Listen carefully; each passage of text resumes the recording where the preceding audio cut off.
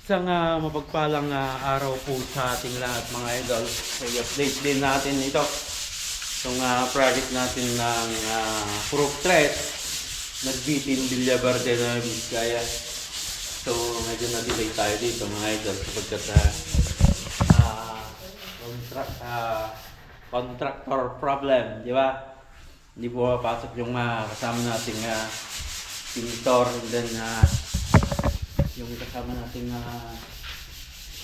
karpentero naman po ay naggawa muna sa bukid.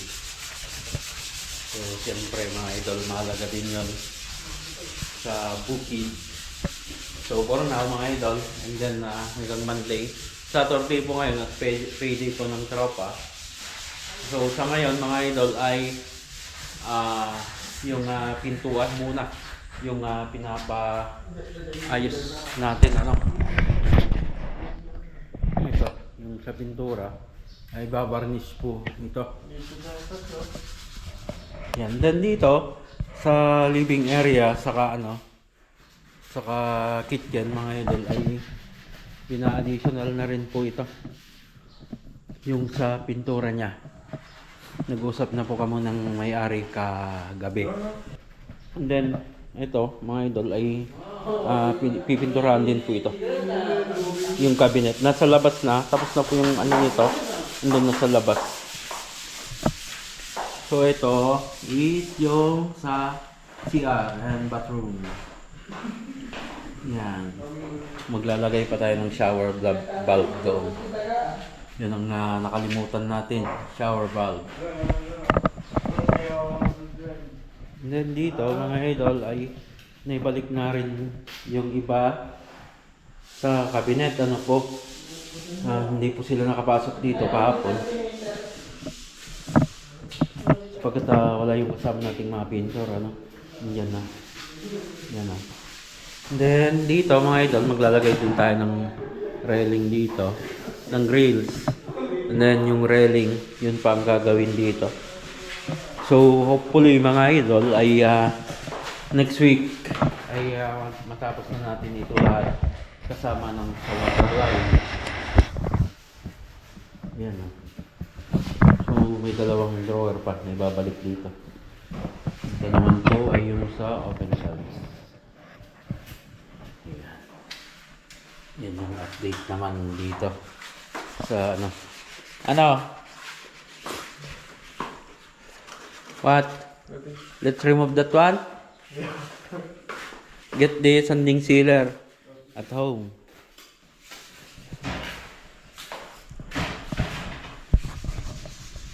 Three hours later. Yun mga idol, so nandito din tayo sa sa Proof Dos project. So may vlog tayo dito, yung latest vlog na malapit nang matapos. So last day po namin ngayon, papalinis na lang tayo sa mga wall. Then papatanggal natin yung mga agyo, maraming agyo. Sa tagal na rin po siguro nang walang nakatira dito mga idol ay maraming mga sapot-sapot na yung mga gagamba na pumasok dito sa loob Then pinapaayos natin yung lahat ng tile grout na sapagkat parating na po yung may-ari total linis yung gagawin muna natin dito. Yung uri po ng bahay mga idol ay halos halos bare linis na, pero ang kaiban lang may tiles na po kasi ito at saka may kisame na pati.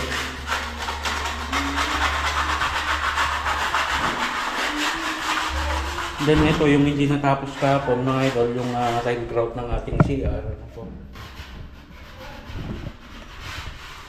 Ubusan tayo ng pang tile grout. Kamtuman na gitin ni Dagan. Magpapati na dito.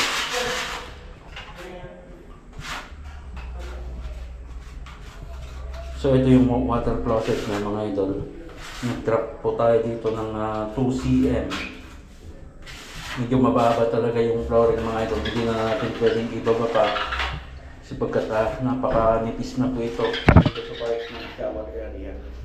Water closet and then yung ating pedestal lavatory.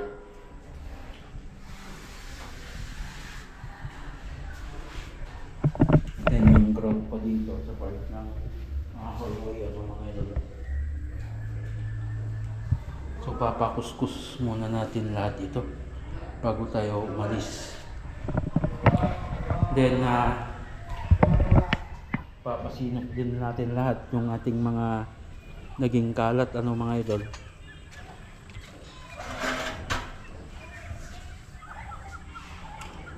Papalinis muna natin.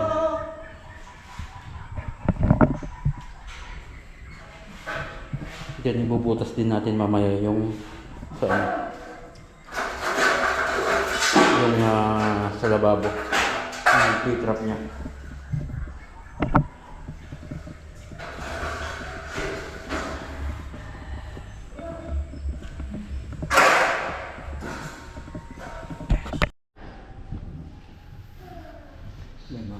So ito, sa mas loob mga idol. Yan.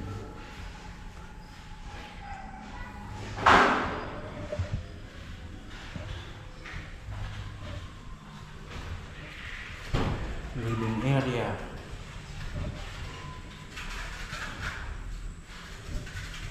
Yan, sa terrace.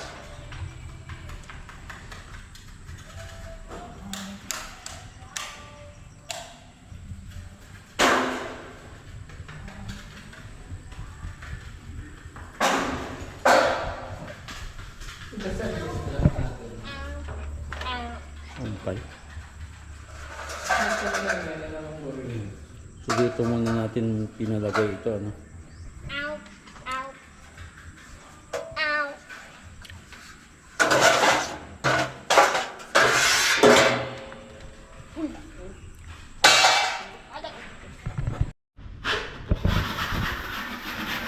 Yan. Hindi kinasputan lang ng palitada Malambot yung palitada ng kan. yung palitada king. Malinis yung gawa. Malinis naman. Kaya lang, yung tumalsig. Hindi tinanggal.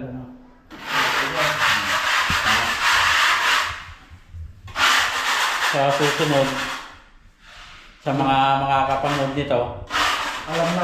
may idea na sila, Okay po. Tulad ng mga tumalsik na yan, yan. Ang dali lang tanggalin naman yung mga yan,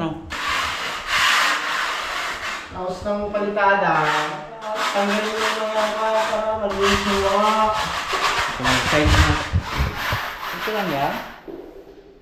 Hindi wala ka ng trabaho pag gano'n. Pero siya naman yung may-ari ng gawa. Yun, Nabili ng may-ari. Talaga. Sa susunod, kukunin ka na naman. Yun, Ayun. Salamat sa idea. Kunin mo yung crate mamaya para maabot mo yung mga nasa ngataw, Yung ngato nang hindi mo magaot ay Mag-relax ka lang yan. relax. Kung baka nandito. Ang oras yan, malinis na yan, boy. Ang tagal. 15 minutes. Okay, lipat tayo sa kabila. Dito naman si Amila. Wow. Very nice.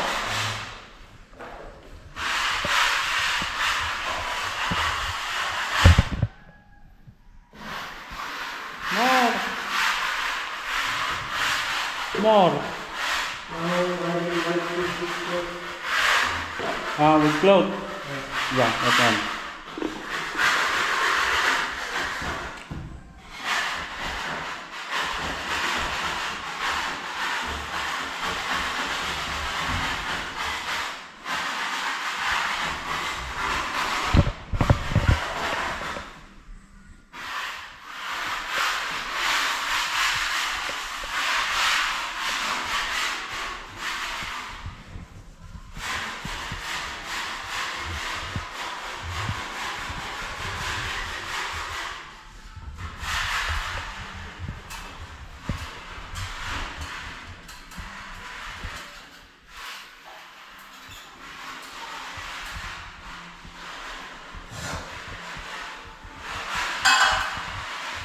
Daming agiw ah.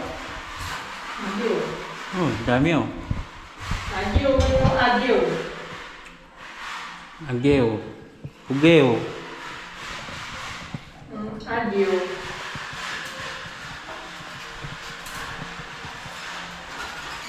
Agyo.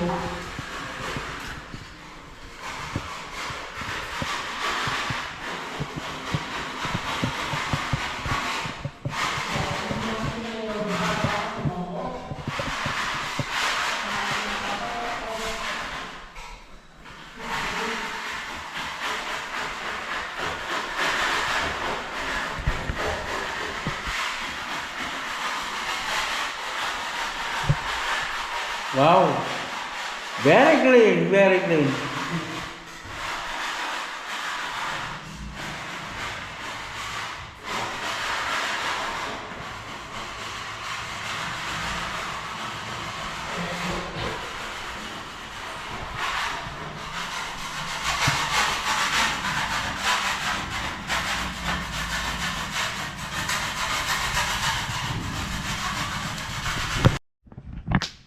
Yun ang mga par.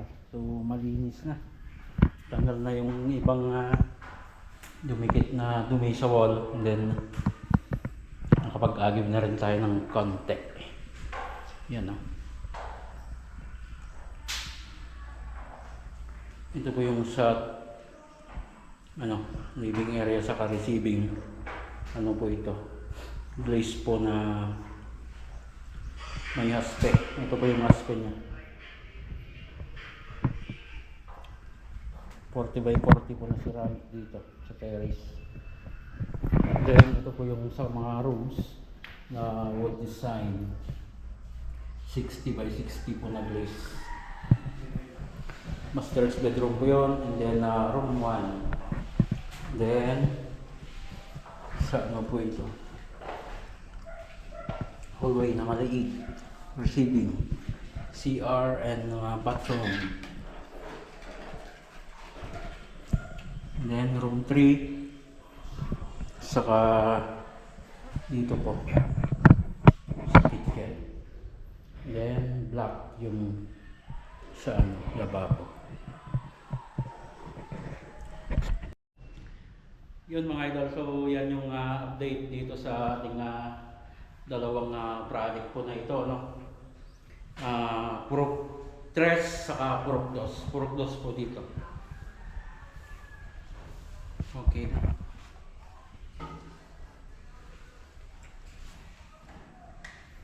Patayin natin yung ilaw bago tayo umalis. Yan, sasarado. Yan, dilim na.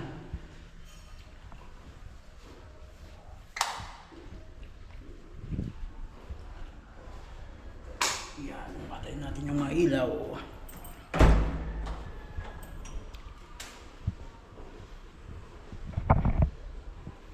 Sarado na lang natin to lahat. Balik natin mamayang hapon. May kakabit pa akong isang tiles.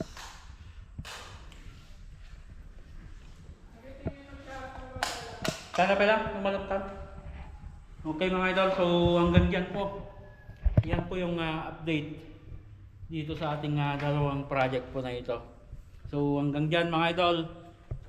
Lagi po tayong mag-ingat at God bless po sa ating lahat.